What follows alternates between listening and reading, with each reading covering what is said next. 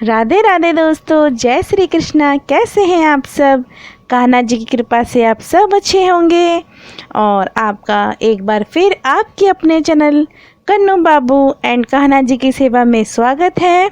So guys, आज हम प्रस्तुत हैं आपके सामने नए टॉपिक के साथ और आज का टॉपिक है एक कहानी लड्डू गोपाल जी की सच्ची सेवा। यह लड्डू गोपाल जी की कहानी और उनकी एक ऐसे भक्त की है जो निस्वार्थ भाव से अपने प्रभु की सेवा में लीन रहती है। अनजाने में ही सही, लेकिन वो कुछ ऐसा कर जाती है जो सिर्फ एक सच्चे भक्त ही कर सकता है।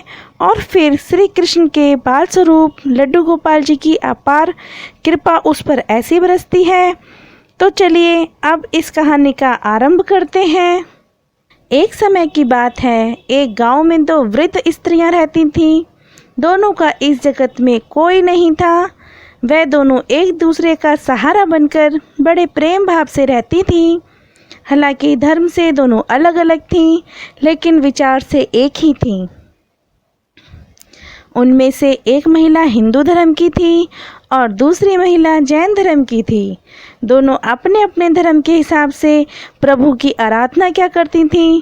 उनमें से जो हिंदू धर्म की महिला थी, उसने अपने घर के मंदिर में श्री कृष्ण के बाल स्वरूप लड्डू गोपाल जी को बड़े प्रेम भाव से विराजमान किया हुआ था और उन्हें प्रतिदिन एक बालक के भांति प्रातःकाल नहला धुलाकर सुंदर वस्त्र आभूषण आदि पहनाकर तैयार करती थी। वह उन्हें एक बालक के समान ही मानती थी, इसीलिए कहीं भी बाहर जाती उनके लिए फल खिलौने आदि चीज़ें लेकर आती थी और प्रेम पूर्वक उनको भोग लगाती थी।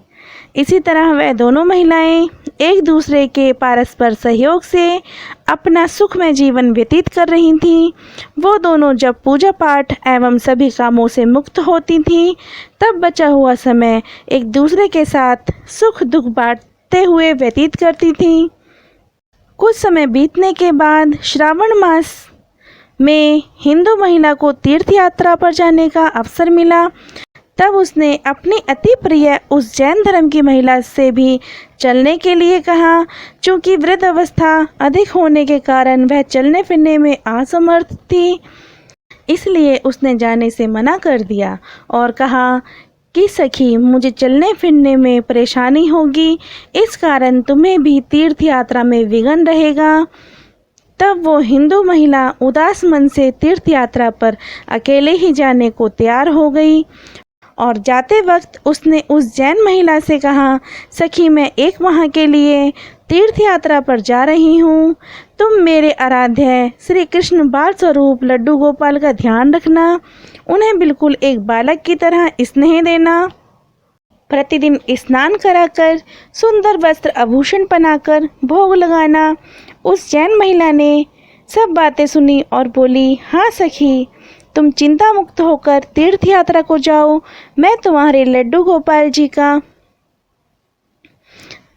भली भांति ध्यान रखूंगी।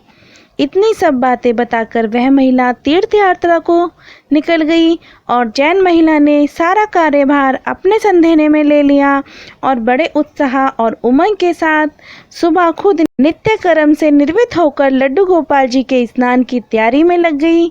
उसके बाद तो उसकी नज़र लड्डू गोपाल जी के पैर की तरफ पड़ी तो वह दंग रह गई, क्योंकि उनके पैर मुड़े हुए थे। उसे लगा कि उसकी वजह से उनके पैर टेढ़े हो गए हैं। इसका मुख्य कारण था कि उसने जब भी लड्डू गोपाल जी को देखा था तो वस्त्रों में एवं आभूषणों से उन्हें ढका हुआ ही देखा था। वह इस बात से अनजान थी कि लड्डू गोपाल जी पैरों के बल घुटनों के बल बैठे हुए थे। उनका बाल स्वरूप ऐसा ही होता है।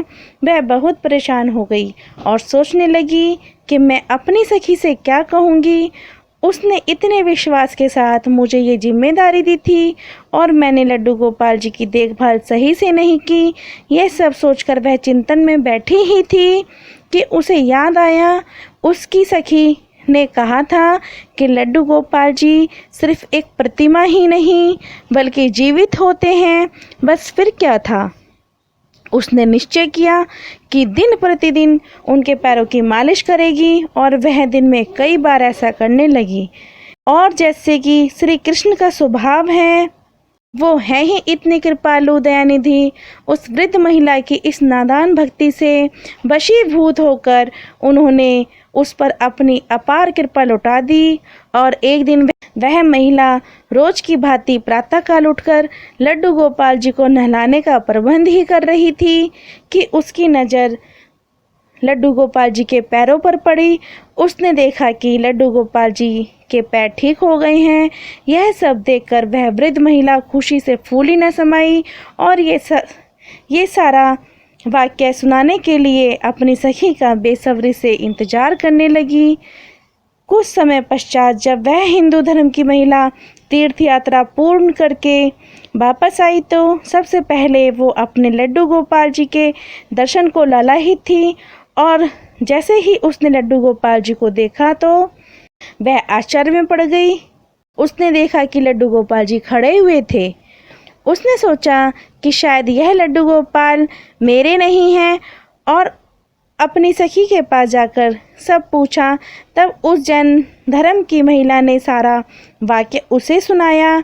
उसकी बातें सुनकर हिंदू महिला समझ गई ये सारा खेल उस मुरलीधर का है, कृष्ण कन्हैया का है, और दौड़ी दौड़ी लड्डू गोपाल जी के पास पहुंची और उनके चरणों में गिरकर बोली, हे मेरे कन्हैया, हे मुरलीधर, आपकी दया की कोई भी पराकाष्ठा नहीं है, आपकी कृपा का कोई अंत नहीं है। और फिर उस जैन वृद्ध महिला से बोली कि हे सखी, तू धन्य है, तुझ पर श्री कृष्ण की ऐसी कृपा हुई है जो कोई कभी सोच भी नहीं सकता है।